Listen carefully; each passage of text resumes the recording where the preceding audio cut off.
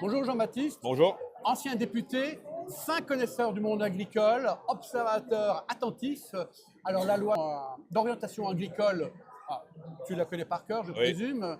Finalement, est-ce que c'est une bonne loi? Est-ce que c'est ça qui va vraiment relancer l'agriculture française? Alors, il y a des avancées, c'est évident, hein, de reconnaître l'agriculture comme d'intérêt majeur, général majeur, c'est quelque chose de plutôt bien.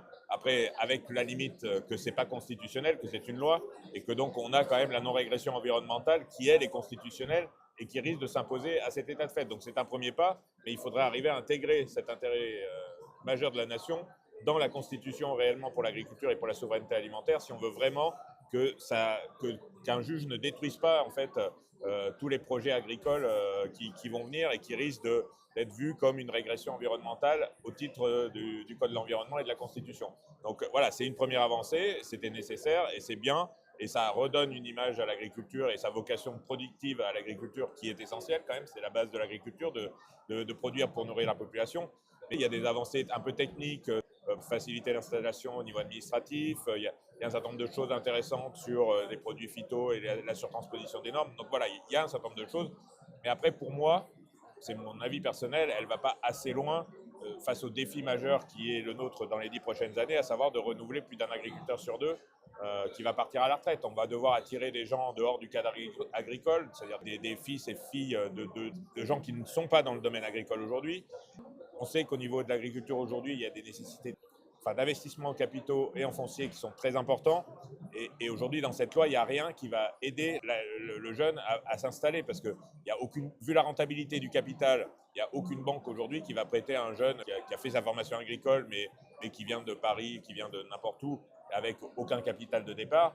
Il n'y a aucune banque qui va lui prêter 600 000 euros pour acheter une ferme, une exploitation en Creuse de polyculture élevage. Ça n'existe pas. Donc, je veux dire, il va y avoir. Ça, c'est des outils qui restent à inventer si on veut vraiment relever le défi de l'installation en agriculture dans les 10 prochaines années. Et est-ce que tu as des propositions par rapport à ce sujet particulier? Oui, oui, je pense qu'il faut des partenariats publics-privés avec des investisseurs qui sont capables aujourd'hui d'investir dans l'agriculture.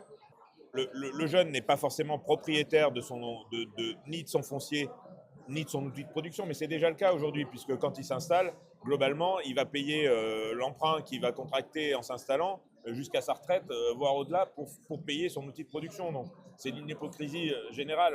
On dit qu'il est propriétaire de son outil de production. Non, c'est la banque qui est propriétaire de son outil de production. Et lui, s'il a de la chance, il arrive à finir de le payer. Mais c'est même pas toujours vrai. Donc, il faut des outils de portage de foncier de capital avec des investisseurs. L'agriculteur décide de ce qu'il fait de son terrain et de son exploitation. C'est hors de question que l'investisseur ait quoi que ce soit à dire sur l'utilisation du moyen de production. Donc l'agriculteur reste maître de son outil de production, mais par contre, au lieu de rembourser à la banque le capital plus les intérêts, il ne rembourse que l'équivalent du montant des intérêts qui permet de rémunérer l'investisseur. Et le capital, eh ben, ça fait de la trésorerie en plus pour lui, pour se faire un meilleur salaire, pour se faire une retraite digne. Et c'est ça, moi, en quoi je crois aujourd'hui. Parce qu'on dit un agriculteur, il vit dans la pauvreté toute sa vie et il meurt riche parce qu'il vend son capital. D'abord, c'est pas toujours vrai. Si c'est son fils qui s'installe, il vend jamais son capital à la hauteur de sa valeur réelle. Et de deux, même s'il vend, en général, les impôts et la MSA lui tombent dessus. Donc, de toute façon, au final, il touche pas grand-chose. Donc, moi, je préférerais voilà, un pool d'investisseurs avec, pourquoi pas, les conseils régionaux, les conseils départementaux aussi, ça rentre dans un projet alimentaire territorial pour alimenter les cantines et tout ça. Et donc, ils financent aussi l'installation de jeunes sur un territoire, sur des projets viables, hein, pas des projets pour faire pousser 3 pâquerettes et 2 coquelicots, hein, des vrais projets viables. Et on a un pool d'investisseurs qui va aider le jeune, qui va porter soit le foncier, soit le capital. Le foncier, souvent, il y a du fermage. Donc là, c'est moins problématique, mais quoique, payer un fermage toute sa vie et pour rien avoir aux bouches, c'est comme ça qu'il faut faire non plus. Mais un pool d'investisseurs qui va financer le capital ou le foncier, et le jeune ne rétribue que 2 ou 3% à hauteur de chaque année, et lui il se garde le reste pour s'assurer un meilleur revenu, et comme ça on a un meilleur revenu, ce qui va attirer d'autres jeunes. C'est un cercle vertueux, et moi j'y crois, et je vois bien qu'aujourd'hui politiquement il n'y a aucun syndicat qui veut le porter, parce que effectivement culturellement c'est un changement dans l'état d'esprit, mais concrètement ça ne change rien. Enfin, je veux dire, ça ne sera plus la banque qui sera propriétaire du terrain, ça sera des investisseurs. Voilà. Mais si c'est bien cadré, il ne faut pas le faire n'importe quoi. Hein. Ce n'est pas la loi de la jungle avec des investisseurs qui vont dire bon, ben, t'arrêtes l'élevage et maintenant tu fais des céréales. Ce n'est pas comme ça du tout que ça doit se passer. Mais l'investisseur, d'avoir un rendement sécurisé sur son investissement de 2-3%, lui expliquer qu'il va investir dans l'agriculture, dans la souveraineté alimentaire française, Je pense que, enfin, je suis sûr même, pour discuter régulièrement avec des gens qui ont un peu d'argent, qu'il y en a un paquet qui sont prêts à y aller. Donc reste à convaincre les syndicats de porter ce message. Les si j'ai bien syndicats compris. et les politiques, voilà, parce que c'est un changement de logiciel assez radical. On n'invente rien, ça existe dans d'autres pays dans le monde. Hein. C'est pas une invention made in moi. On peut très bien imaginer aussi quand même garder nos exploitations à taille humaine. Alors ça aussi, c'est un peu des mots valises, parce que qu'est-ce que ça veut dire à taille humaine? Il faut que ce soit une exploitation, il faut qu'elle soit rentable. Peut-être elle peut être un peu plus grande en moyenne qu'elle est aujourd'hui, la ferme France moyenne. Je pense que voilà, sans arriver à 10 000 hectares, je pense qu'il y a un juste milieu à trouver. Parce qu'il y a un autre sujet d'attractivité, c'est l'organisation du travail. Je veux dire, aujourd'hui, les nouvelles générations, même quand elles s'installent en élevage, elles ne veulent pas travailler toute la semaine, tous les week-ends. Voilà. Donc, il faut un mode d'organisation sociétaire différent, à mon avis, des GAEC qui existent aujourd'hui, parce que ça, on voit bien que j'ai payé pour apprendre, ça devient intransmissible et ça devient infernal.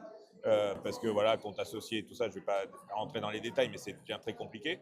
Une nouvelle forme sociétaire pour une organisation de travail différente, parce que le jeune, aujourd'hui, il va vouloir des week-ends, il va vouloir des nuits. Pouvoir préserver sa vie de famille. Et on peut dire que c'est mal. Moi j'ai bossé 17 ans, jour et nuit, week-end compris. C'est génial, j'ai voulu le faire, je l'ai fait.